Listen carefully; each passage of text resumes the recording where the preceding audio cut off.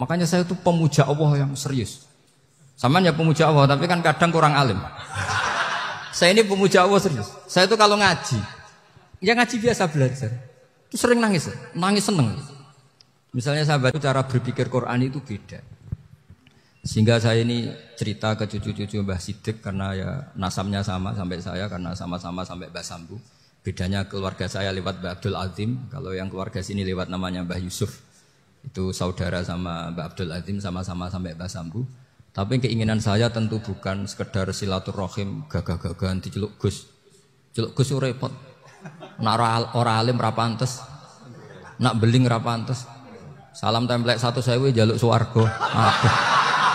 Tuhan kok mentalan yang 1.000 jaluk. Kamu nginep di hotel 100.000 itu tidak cukup, apalagi untuk bayar apa? Surga itu enggak sopan sekali. 1 juta ya enggak bisa itu, 100 juta juga enggak jelas juga. Terus sampean mendingan enggak usah salam template, malah enggak mungkin masuk surga kalau.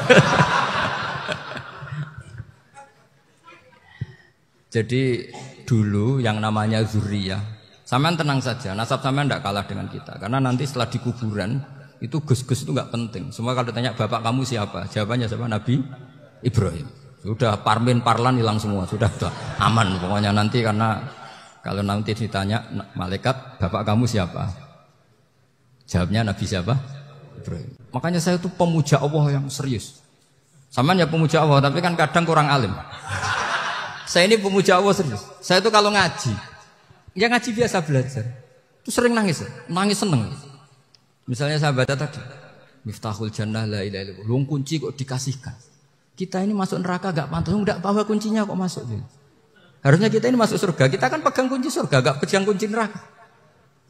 Maka aneh kalau kamu masuk neraka itu aneh. Coba kita pegang kunci surga apa kunci neraka? Tapi kadang teman saya neraka ora ono kuncine. Karena tidak ada pintunya. Terus saya bilang, kamu kok tahu? Memangnya mau ke sana kata saya. Saya tidak punya rencana tahu neraka. Karena nanti di antara syafaatnya Quran itu orang kalau mau masuk neraka tidak jadi. Ya nggak apa-apa ya, diatur sendiri.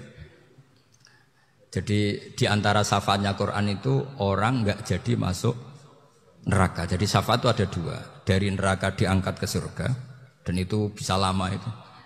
Tapi kalau syafaatnya Quran itu yang belum masuk neraka supaya nggak jadi masuk neraka. Karena neraka juga punya aturan, dia juga kena aturan fikih. Jadi, betul ini, saya ada punya. Jadi kena konstitusi apa? Fikih. Sama tak ceritani syafaatnya Quran itu. Ada orang itu beling itu fasik. Itu dia hafal surat Tabarok. Hafal betul. Tabarakalladzi biyadihil mulku wa huwa ala kulli syai'in qadir alladzi khalaqal mauta wal hayata. Pertanyaannya gini, boleh enggak orang menginjek surat Baqarah? Boleh enggak? Enggak. Padahal orang hafal Quran itu artinya ayat itu ada di hatinya. Fa inna wa ta'ala la yu'adzibu qalban wa al-Qur'ana. Allah tidak akan menyiksa hati yang menyimpan Quran, yang jadi flash disknya Quran, yang jadi rekaman Quran. Singkat cerita orang ini hafal. Pas ketemu Mungkar Nakir prosedur kan, ini orang fasik mau diantemin sama Mungkar Nakir. Prosedur ya, dia kan prosedur standar. Si surat Tabarok akhirnya menjelma jadi seseorang yang gagah berani. Kamu nggak boleh nyiksa orang ini. Saya ini kalamullah. Kalau kamu nyiksa dia berarti nyiksa saya. Kamu berani sama kalamullah. Wah ya tidak berani jadi Mungkar Nakir. Tapi orang itu nakal, harus saya gebukin. Tapi kata Quran tadi, tapi saya di situ pasti kena saya. Oh debat, nggak ada lajnahnya, ini nggak ikut. Kalau Gus Wirjon ikut jadi lajnah. Kalau jadi lajnah pasti kroninan. Kalau santrinya dimenangkan. Akhirnya debat. Ya sudah kita ketemu Allah. Akhirnya Mungkar Nakir sama Quran tadi surat Tabarok datang sowan sama Allah. Terus kata Allah, memangnya kenapa Mungkar Nakir? Saya harus nyiksa dia karena dia fasik ya Allah. Memangnya kenapa surat Tabarok? Saya ada di situ. Menurut aturan, orang tuh nggak boleh injak-injak Quran. Kalau dia nutuk saya, nutuk Quran, itu harus dikasih tahu fikihnya Mungkar Nakir. Akhirnya Allah ngendikan gini ke surat Tabarok. Ya sudah, terserah kamu. Kalau terserah kula Gusti, Mungkar Nakir nggak boleh nyentuh orang ini. Ya sudah, selamat ya. Sehingga terus itu sama baca di termasuk mujizatnya surat Tabarok di tafsir Ibnu Katsir banyak. Karena tadi logikanya malaikat itu juga kena aturan fikih. Sehingga banyak ulama termasuk Said Muhammad ngendikan pertanyaan mungkar nakir itu tidak semua orang kena. Kalau semua orang kena nanti kalau tanya Nabi Muhammad, waman nabiyuka? Kacau kan jamnya. Nabi kamu siapa? Lu saya ini nabi.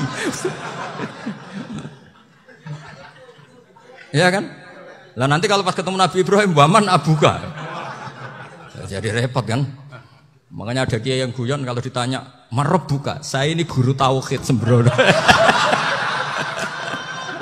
Saya ini ngajar Ummul Barohin, kamu tanya marebuka. Masyhur itu keramatnya Imam Malik itu. Ada Ashabu Malik, rajulun min ashabi Malik. Beliau ditanya mungkar nakir marebuka manabiuka. Imam Malik datang, ini seumur-umurnya itu ngajar tauhid. Kamu bedai itu gak sopan kamu. Nah, kita berharap barokah sampean ngaji nanti itu. Yes. Malaikat itu anak sungkane gitu. Jadi itu ada juga. Dan saya meskipun guyon itu serius. Bedanya orang alim sama ndak itu di situ. Kalau orang alim itu guyon itu masih benar, masih serius. Coba saya bacakan ayatnya. Ala inna auliya Allahi la khaufun alaihim wa lahum yahzanun. Terus lahumul busyra fil hayatid dunya fil akhirah. Artinya kalau mungkar nangkir dengan penampilan garang gitu, berarti ada ketakutan apa enggak? Ada. Padahal ciri utama walinya Allah tidak ada ketakutan. Makanya itu termasuk dalilnya Sayyid Muhammad. Tidak semua orang alami seperti itu karena wali-wali itu la khaufun alaihim wa lahum yahzanun. Wah anak kiai temu karena kerja buat tidur wedek. Iku dreseke ora kok pertanyaan itu. Nak konan santri piye? Lho isen wis kiai dihanjuti mungkar nakir. Malu gak kira-kira? Mesti pelengahan konan santri piye? Nak jawabannya gampang karena pernah ngajar tauhid. Makanya Sayyidina Ali ini cerita ini ada di kitab Nurul Dholam. Sama lihat di kitab Nurul Dholam karangannya Syekh Nawawi Banten. Itu Sayyidina Ali itu ya, andekan orang biasa mungkin ya agak-agak hasut, tapi ini wali gak boleh kamu katakan hasut. Dia itu mangkal sama Umar. Orang kok setiap orang pernah dibentak. Apa dia berani bentak mungkar nakir? Penasaran dia. Bagaimana kerengnya Umar itu berlanjut enggak gitu kira-kira. Akhirnya minta, ya Allah saya minta kasyaf. Ya karena yang minta Sayyidina Ali karena mau wajah dituruti sama kasyaf. Dilihat Sayyidina Umar pas meninggal itu. Jadi hasud itu ya kadang penting asal baik. Loh betul bahasa Kanjeng Nabi kadang la hasada illa fisnaten. Itu Nabi membahasakan ya hasad. Gus Verson saja yang nafsirkan ghobtoh itu kan gaya-gayanan sebagai ulama. Aslinya Nabi ngendikannya itu la hasada illa fisnaten. Ulama yang ganti itu namanya ghobtoh. Wong Nabi sendiri nyebut hasad kok kamu tafsiri ghobtoh. Ya hasad ya hasad. Udah enggak usah ditakwil-takwil pokoknya gitu. Kalau sampean enggak percaya enggak apa-apa. Kok gitu aja kok repot. Karena sampean enggak percaya kemungkinannya dua. Satu enggak ngerti. Dua sama-sama alim. Kan dari awal kalau sama-sama alim kan laisa li alimin ayyuqallida aliman akhor. Kita enggak perlu saling mengikuti. Ngapain hasud? Biasa aja. Akhirnya Sayyidina Ali kasih. Pas Umar bangun, setelah mati kan bangun, setelah meninggal bangun. Mungkar nakir datang dengan perang yang sangat garang. Itu digambarkan Sayyidina Ali, matanya itu kal kidril ghali.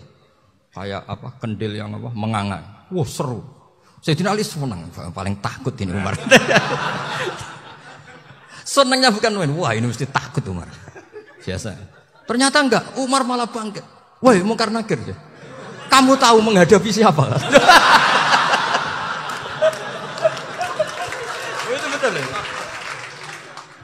Kamu itu menghadapi temannya ahabbal khalqi ilallah.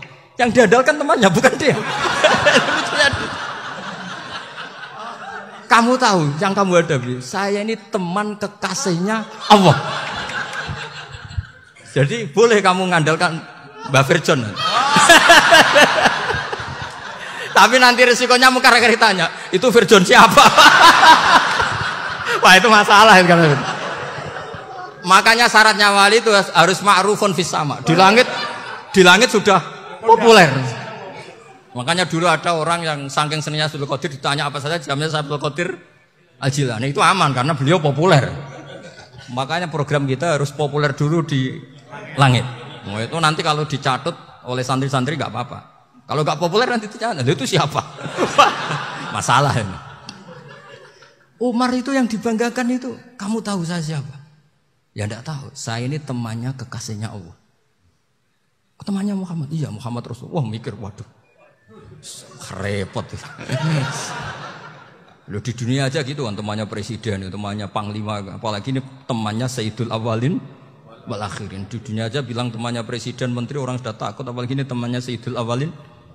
Hanya karena terus konfirmasi sama Allah, gimana ya Allah ini ngadepi. Sebetulnya diadalkan itu temannya, bukan dia. Wah, akhirnya sama Allah dibilang, ya bu, ya sama seorang seperti itu bu yang sopan. Terus semenjak itu Mungkar Nakir itu nggak selalu berpenampilan seperti itu, sangat. Jadi semoga itu konsisten sampai nanti. Jadi kamu kalau ingin nggak takut Mungkar